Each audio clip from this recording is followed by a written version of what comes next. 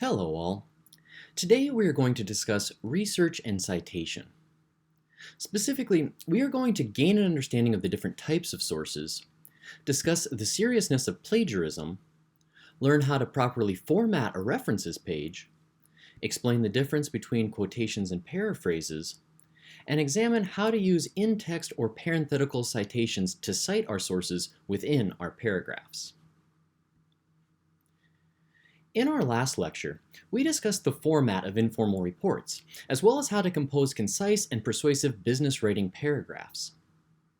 Part of composing persuasive paragraphs is incorporating research into our reports through the use of citations. This process of research and citation is fairly complex. Therefore, before we begin this lecture, I want to give a brief outline of its content in order to help us conceptualize what we will be discussing and where we will be heading. We are going to begin with a discussion of different types of sources. We will then proceed to an examination of plagiarism and its significance. Once we understand the importance of properly citing our sources, we will discuss the two places where citation occurs within the report, the references page and in-text or parenthetical citations. Within the references page, we will discuss how to cite the most common sources, including journal articles, online newspapers, books, and websites. Finally, we will conclude this lecture with a discussion of the differences between quotations and paraphrases, and how to cite them within our paragraphs. Let's begin by discussing the various types of sources that are available. As we discussed in our last lecture, the stakes of business documents are extremely high. Based on the findings of a report, businesses will make decisions that either directly or indirectly affect the financial outlook of the company. Therefore, when we write a report, it is vital that we support our claims with reliable evidence. When researching, there are three categories or degrees of sources that we may find. There are unreliable sources, reliable sources, and scholarly or peer-reviewed sources. As you can see, these sources are arranged from worst at the bottom to best at the top. Let's discuss each of these levels, beginning with unreliable sources. Unreliable sources are the worst form of evidence. Currently, the most prolific source of unreliable information is the internet. While excellent and reliable information can be found online, the vast majority of websites are unreliable. All that is required to create a .com website is a computer and a domain name. Anyone can literally post anything, regardless of its validity. Therefore, aside from a few exceptions, any website that ends in .com should be considered unreliable. However, the internet can provide some reliable sources as well, some of which are .com websites. First, there are many major news and financial companies that have .com websites that provide useful business and financial information. The New York Times, the Washington Post, CNN, and financial websites like Bloomberg and Forbes all have information that would be considered reliable. You can also find reliable information on governmental websites, the URLs of which will end in .gov. In addition to major news outlets and government sites, some reliable information may also be found on organization websites. These usually end in .org. However, we must be careful using this information. Many organizations have specific agendas, and therefore the information that they provide may be inaccurate or taken out of context. Whenever taking evidence from a supposedly reliable source, we should always double-check its validity by cross-referencing the information with other reputable sites. Finally, in addition to reliable internet sites, you can also find reliable information in books, magazines, newspapers, and company records. However, as with .orgs, we should check the validity of the information we find within these sources. Just because something has been printed doesn't necessarily mean that it is accurate. You can find books written by experts in a field, but you can also find books that discuss first-hand accounts of UFO abductions. Regardless of the source that you are using, it is important to be skeptical. Always verify the accuracy of your information, even if it's from a reliable source. The best form of evidence, however, are scholarly or peer-reviewed sources.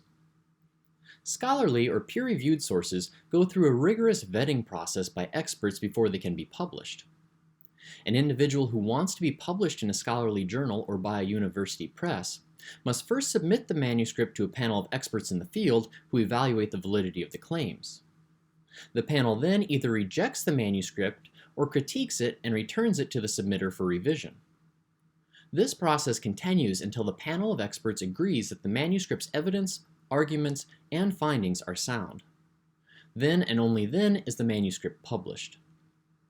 Because of this vetting process, scholarly journal articles and books published by university presses are the gold standard of evidence. These sources should be used whenever possible, as they possess the most reliable information. By understanding the different quality levels of sources, we can ensure that we select the best information for our reports. Now that we have discussed types of sources, we will move on to a discussion of plagiarism and citation. One of the most important aspects of professional writing is distinguishing our personal words and ideas from those of other sources, such as journal articles, newspapers and magazines, or other reliable sources. Failure to clearly distinguish and give credit to the words or ideas of another person is called plagiarism, and can result in severe penalties, not only in an academic setting, but also in your job. If you are caught plagiarizing in an academic setting, you may receive a 0 on an assignment, or you may even be expelled from the school. The consequences for plagiarizing during your career can be just as dramatic. If you plagiarize a report, you can be demoted or even fired from your job. Plagiarism is stealing. You would not walk into someone's home and steal a computer.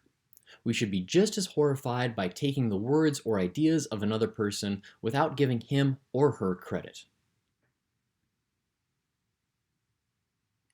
In the remainder of this lecture, we are going to discuss how to give original authors credit through proper citation, and therefore avoid plagiarism. Citing our evidence creates a link that joins our use of the information within the report to the original source where we found the information. This link allows the reader to find the original source and validate whether or not we are accurately representing the information. Citing information within a report is a twofold process. First, we have to cite the source within a references page. In addition to creating a references page, we also need to distinguish our words and ideas from other sources' words and ideas within the paragraphs of the report. This is accomplished through the inclusion of an in-text or a parenthetical citation. In order to accurately incorporate outside information within our report, we must properly cite the source within both the references page and a parenthetical citation. Let's begin by examining how to properly format a references page. Here we have a sample references page. Before we look at the specific citations, let's discuss the general formatting. If you are using any outside information within a report, you must include a reference page at the end of the document. The references should begin on a new page, or in other words, don't begin the references on the same page as the conclusion or recommendation of your report. The page should start with the word references. After the word references, we will have a list of sources that were used within the report. If you use information from a source within your paper, whether this is a direct quote or a paraphrase, you must, I repeat, you must have a citation for that source within your references page. Also, your references page should only contain sources that have been used within your report. If you used a quotation, paraphrase, or idea from a source within your report, include a citation for that source within the references page. If you did not use a source within the report, that source should not be cited within the references page. Please note that the sources are single-spaced within the references page, and that there is a double space between each source. This helps to differentiate one source from the next. Each source is also differentiated by the use of hanging indents. As you can see here, the first line of each citation is left aligned, while the subsequent lines of the citation are indented. Now, let's look at how to cite specific sources within the references page. As we previously discussed, peer-reviewed journal articles are the gold standard of credibility. Therefore, we should be familiar with the citation format for these sources. Let's take a look at the first source of this reference page, which is from a scholarly journal.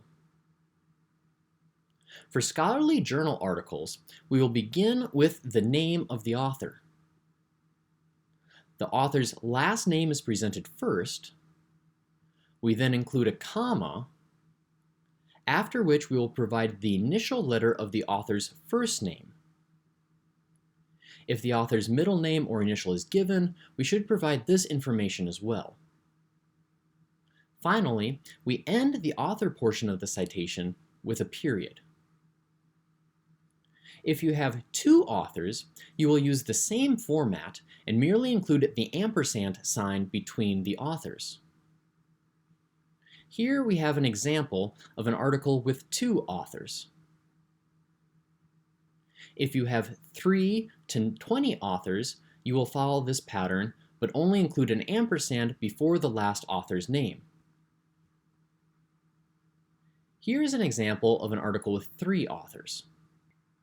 If an article you are citing has more than 20 authors, you would provide the first 20 authors, then provide an ellipsis, and then list the last author.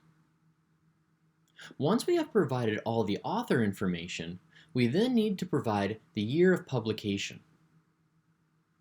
The year of publication should be in parentheses and should be followed with a period. The next piece of information to include is the article title. Within the title of the article, there are only 3 words that we capitalize. We capitalize the first word of the article, the first word after a colon, period, exclamation point, or question mark, and any proper nouns, such as the name of a company, country, or product. These are the only letters that are capitalized. Everything else is lowercase for the article title. We then conclude the article title section with a period. The next piece of information is the journal title. The journal title should be italicized. Also, as opposed to the article title, the journal title is capitalized normally. In other words, you will capitalize all essential words, but leave other words such as conjunctions, prepositions, and articles like a, an, and the uncapitalized. We will then end the journal title section with a comma. The next section of the entry will be the journal's volume and issue numbers. The volume number is a large group of journals, while the issue number is the specific publication in which the specific article can be found. Therefore, we will provide the volume number first, which will be in italics. We will then provide the issue number in parentheses. This will not be in italics. We will end the volume and journal number section with a comma. This brings us to the article's page numbers. We will provide the page numbers for where the article can be found, which will then be followed by a period. This brings us to the final portion of the citation, the digital object identifier. The digital object identifier, or DOI, is basically a permanent URL address. This allows our reader easy access to the exact article that we used. If your article does not have a DOI number, we should include the URL from which the journal article comes. By providing this set of information in this order, We make it easy for a reader to find and validate the information that we are providing within the report. Before we proceed on to discussing how to cite books and websites, let's quickly examine how to cite newspaper articles, as the process is very similar to a journal article. Here we have a citation for an online newspaper. For citing an online newspaper article, there are only a few differences from the citation of a journal article. First, instead of merely providing the year of publication, we also provide the month and day. The next difference is that we will include the newspaper's title instead of the journal title. We will then change the comma after the title to a period. Then, newspaper articles will not have volume, issue, or page numbers, so these can be eliminated from our citation model. Finally, we will include the URL for the article.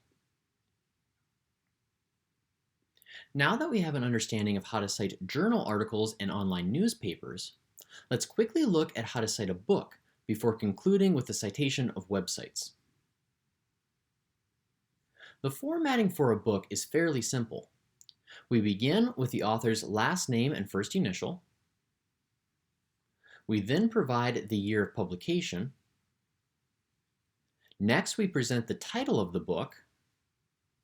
This title will adhere to the same rules as the titles of journal articles. That is, we will only capitalize the first letter of the title, the first word after a colon, period, question mark, or exclamation point, and any proper nouns. As a book is a longer work, we will also italicize this title.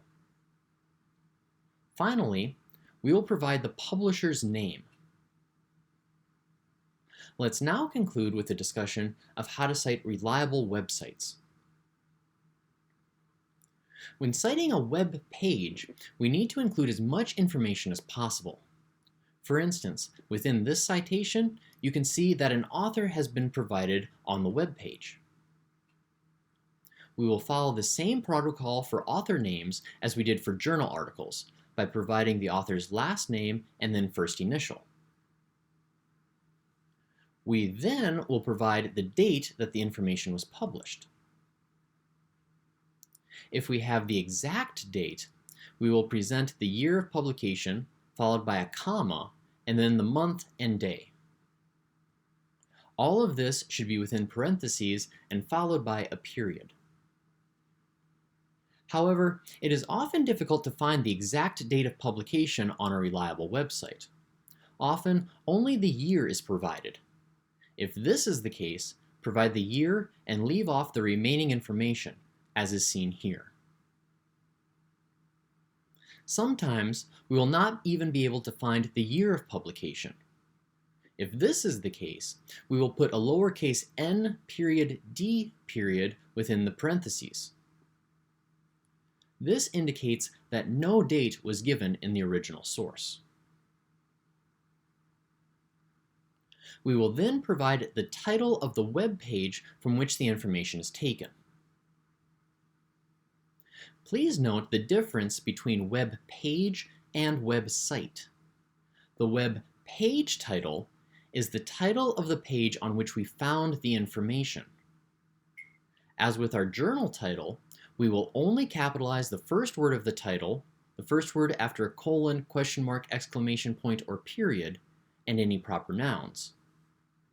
The web page title will also be in italics.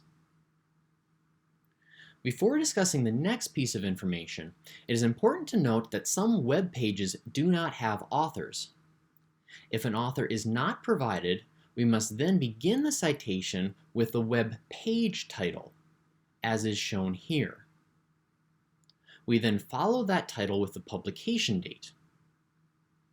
It is important to remember that for written works, only authors' names and article or web page titles can begin citations. We will never begin with the date of publication. However, if an author is provided on the web page, you must include it. The next piece of information that needs to be included is the website title.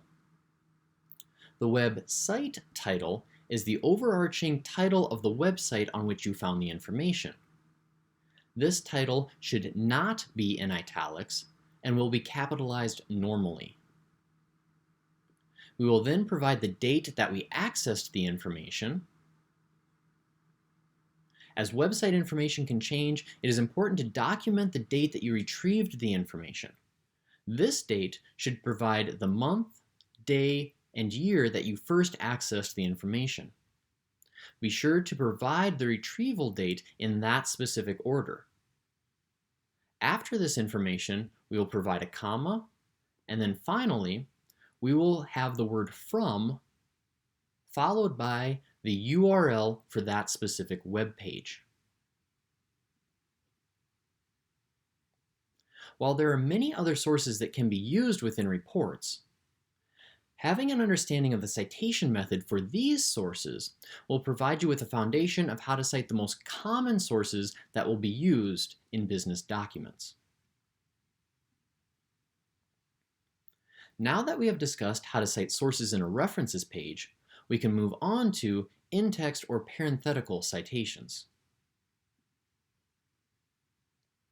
An in-text citation is provided directly within a report's paragraph. This citation usually includes the name or names of the authors, the year of publication, and the specific page number from which the information comes, if the source has page numbers. While the purpose of the references page is to help us locate the source, the purpose of in-text citations is actually threefold. First, an in-text citation serves as a link to the references page. Instead of providing all the publication information for a source directly within a report, an in-text citation provides an abbreviated reference. From this abbreviated form, the reader can then find the full citation in the references page, which will allow him or her to find the original source. Secondly, an in-text citation indicates what specific information within a report is coming from an outside source. When using other people's words or ideas, it is important that we clearly differentiate our thoughts and words from those of outside sources. In-text citations allow us to demarcate these ideas from the ideas of our sources. Finally, in-text citations ease the validation process by providing the page number or the paragraph number from which information comes. Instead of having to read through a 100-page book or a 30-page journal article, including an in-text citation with a page number or paragraph number allows the reader direct access to the specific page where the information can be found. Before examining how parenthetical citations are used within paragraphs, we should first know that there are two ways that information can be incorporated within paragraphs. The first method is through quotations. A quotation is used when we are copying portions of the source verbatim, or word for word from the original. Anytime we use the exact same words as another person, we must, I repeat, we must put the directly quoted words in quotation marks. The second method of incorporating information is through paraphrases. Within a paraphrase, we are using an idea from the source, but we are putting that idea into our own words. Therefore, while the idea remains the same, the presentation of that idea is unique. While quotations are easy to create, we merely take an original author's words, the creation of paraphrases is more difficult and deserves special consideration. Let's pretend that we have found this quotation and that we want to create a paraphrase of this quote and incorporate it within our report. When creating paraphrases, there are two important changes that need to be made. First, we must change the wording of the original.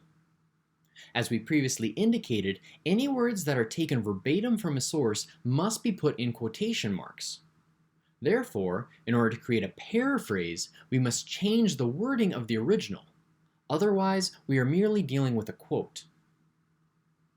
Secondly, we must change the sentence structure of the original as well.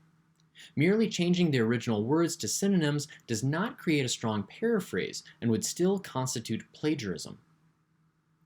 In order to properly paraphrase a source, we must also change the sentence structure. Let's take a look at an example paraphrase. First, I'm going to read through the original. I will then read through the paraphrase. As I read, pay close attention to any identical wording. The writing process is extremely complex and time-consuming. Before anyone even begins to write, he or she must thoroughly plan the progression of the piece. Next, the individual must write the first draft and then spend countless hours revising and editing not only the content, but also the style and word choice of the piece. Now I'll read the paraphrase. According to Johnson, the composition process is very difficult and time-intensive. Before writing, one must contemplate the layout of an essay. Subsequently, a person writes the first draft and then spends a considerable amount of time revising and editing the information and the nuances of the style and wording of the essay. Within this paraphrase, there is some wording that is identical to the original. Since this section is identical within both passages, this paraphrase contains plagiarism and needs to be adjusted. The paraphrase is also flawed because it fails to change the sentence structure of the original. Instead, it merely switches out the original words for synonyms. Listen as I alternate reading between these two passages. The writing process is extremely complex and time-consuming. The composition process is very difficult and time-intensive. Before one even begins to write, he or she must thoroughly plan the progression of the piece. Before one can write, one must seriously contemplate the layout of an essay. As you can hear, the sentence structure and cadence of each of these passages is similar. A thorough paraphrase will not only change the words of the original, but also its sentence structure. Here we have an example paraphrase that changes both the wording and the sentence structure of the original. According to Johnson, the planning, writing, and revision of a paper takes dedication and time. From the planning of a paper to its revision, a student can spend many hours producing a final, polished product. The best advice for creating a strong paraphrase is to read the original version while noting its important ideas. Then pursue some other task for 5 minutes. Once that time has elapsed, try to compose a summary from memory. Noting the important ideas of the passage and then stepping away from the original for a protracted period of time before trying to create a paraphrase can help one avoid inadvertent plagiarism. In conclusion, it is important to know not only the difference between quotations and paraphrases, but also that paraphrases must change the wording and the sentence structure of the original. Now that we have discussed the difference between quotations and paraphrases, we can examine how to create and use parenthetical citations for both of these sources within our paragraphs. Let's begin by examining how to integrate quotations within. Here we have an example paragraph from a report that incorporates 2 quotations.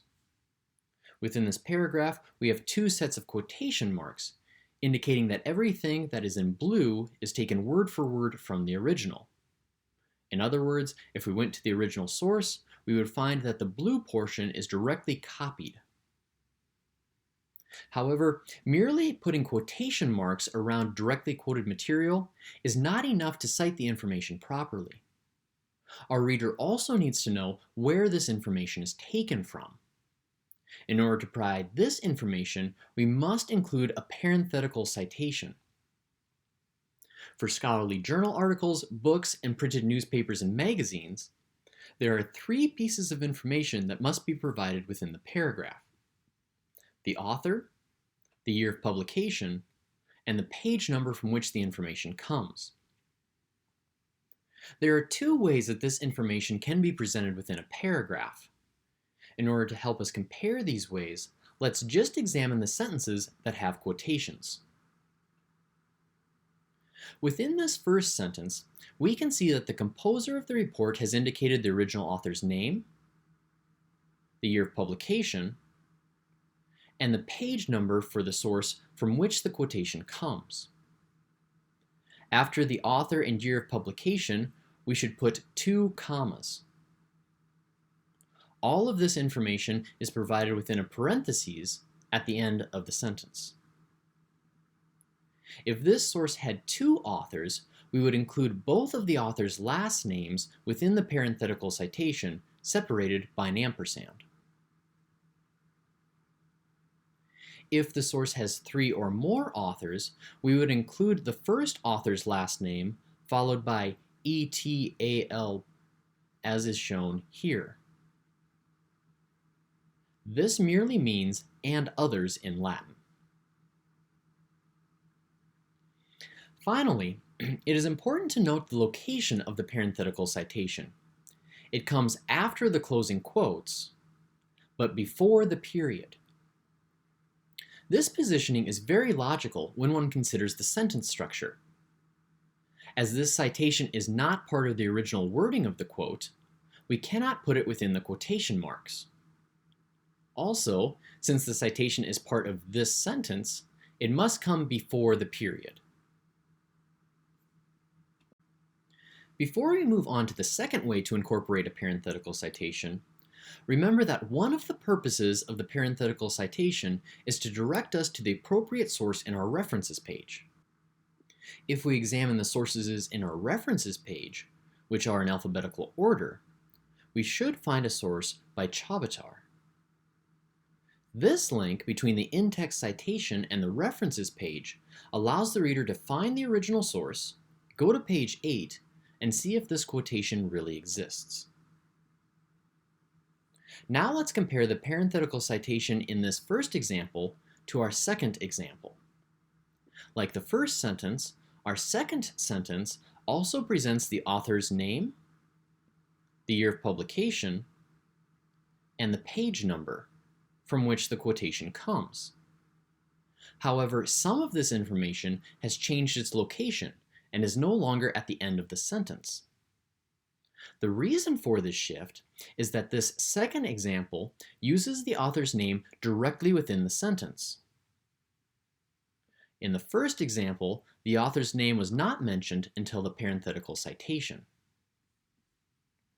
When we mention the author's name directly within the sentence, our presentation of parenthetical information changes. After the author's name, we will immediately indicate the year of publication in parentheses. Then, at the very end of the sentence, we will indicate the page numbers from which the quotation comes. As far as indicating multiple authors directly within the sentence, the same rules apply with one minor exception. When we have 3 or more authors, we include et al. After the first author's last name. If we have 2 authors, we will include both last names, but instead of an ampersand, we will use the word and. In conclusion, regardless of whether we use the author's name directly within the sentence or save it for the parenthetical citation, we must provide this specific set of information, author name, year of publication, and page number, for any information that is coming from a scholarly journal article, book, or printed newspaper or magazine. Now let's examine a paragraph that implements a paraphrase. Here we have a paragraph that is implementing a paraphrase. We know this because of the incorporation of an in-text citation near the end of the paragraph. We also know that the information preceding this in-text citation is a paraphrase because quotation marks are not used. However, there is a special consideration that needs to be taken when incorporating paraphrases within paragraphs. When incorporating quotations within paragraphs, it is easy to identify the information that is being cited. It is the information between the quotation marks. However, when incorporating a paraphrase into a paragraph, we do not have quotation marks to indicate where the information begins and ends. Within this paragraph, we know that the paraphrase ends at the parenthetical citation. However, we do not know how far back this citation is referencing. It could be the previous sentence, the previous 2 sentences, or even the previous 3 sentences. Without an initial signal to the reader that indicates where the paraphrase begins, it is impossible to know how far back the citation goes. Therefore, when incorporating paraphrases within paragraphs, we must provide an initial signal to the reader that indicates where the paraphrase begins. The easiest way to do this is by including the author's name directly within the sentence. By including the author's name within the sentence, the reader then knows that everything from Johnson to page 92 is a paraphrase of Johnson's ideas. Along with changing the wording and sentence structure of the original, when creating paraphrases, we must clearly indicate the beginning and ending of the paraphrase when we incorporate it within a paragraph. Before concluding this lecture, let's quickly look at how to cite a website that does not have an author or page numbers within a parenthetical citation. When citing websites that do not have authors or page numbers, there are a few elements to keep in mind.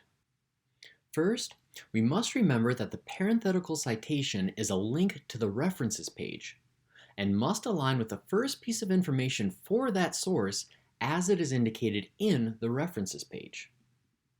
In other words, if this is our reference page citation, the parenthetical citation must align with the first piece of information within the citation, which is the title. Please note that when we do not have an author, we do not need to include the entire title of the source within the parenthetical citation. We only need to include 3 or 4 words, just enough to indicate the source within the references page.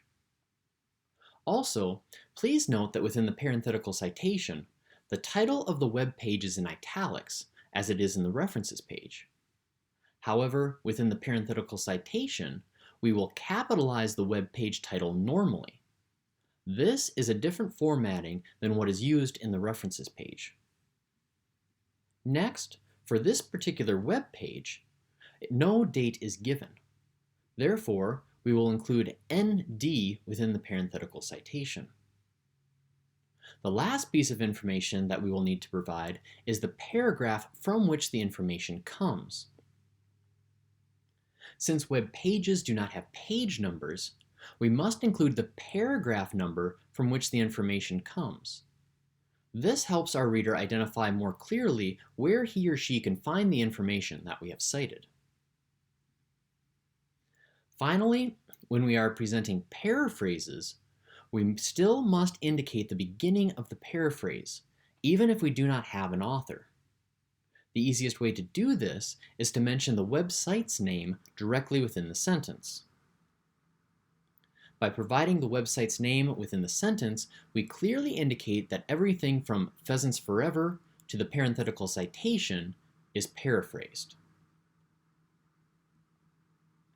We have covered a significant amount of information within this lecture, from finding the reliable sources that we need to properly incorporating in-text citations. The information provided here is vitally important to avoiding plagiarism and ethically incorporating sources within our report.